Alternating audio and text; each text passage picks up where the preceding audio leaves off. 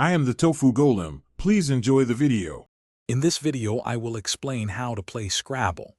To begin, each player draws 7 letter tiles from the bag.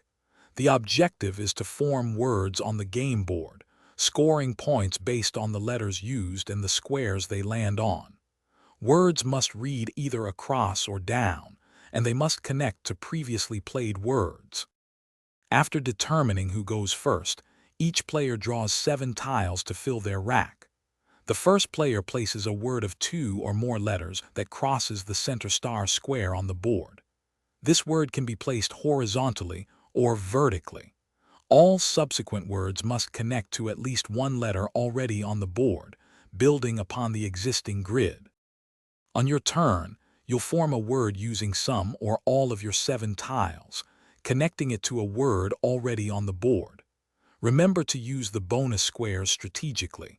A double letter score square doubles the value of that specific letter, while a triple word score square triples the entire word's value. After playing, draw new tiles to bring your hand back to 7. To score, add up the point values of all letters in your newly formed word, applying any bonus squares.